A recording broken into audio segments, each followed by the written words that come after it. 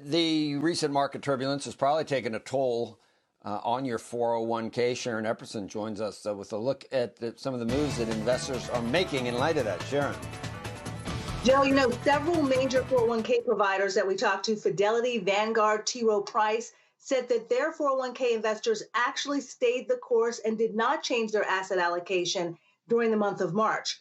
But Alight Solutions 401k index, which tracks the investment activity of about 2 million 401k participants, tells a very different story. Net trading activity within 401k accounts spiked to record high levels in March, just as the S&P 500 lost 30% of its value from its record highs. Now, total money transfers as a percentage of 401k starting balance was the highest, Alight said, since October of 2008 during the financial crisis. Nearly half of the outflows were from target date funds, 29% from large U.S. equity funds, and almost 2/3 of the 401k money flowed into stable value funds, about a quarter into money market funds, and only 6% into bond funds. Now, Fidelity, which is the nation's largest 401k provider, tells us that they only saw 7% of their 401k investors making any changes during the first quarter. But 7 out of 10 of those money moves happened last month. Sharon, I think what's going to be really interesting is finding out what average 401k investors are doing now that the market's actually down. Are people continuing to put money into their 401ks?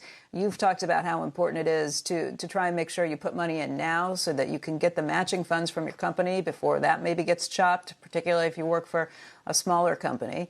I think that's what's going to be so interesting is, do people have the cash? Can they feel like they can continue to put money into the 401ks, especially when the markets have come down so precipitously?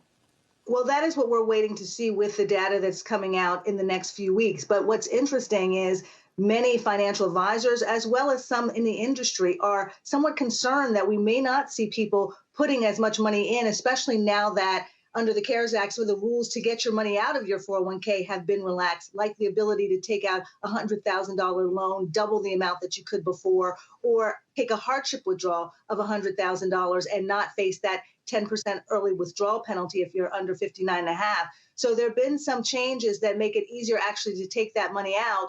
And so it'll be interesting to see if people actually do stay the course or feel like they need that cash cushion or just need that money to pay everyday bills.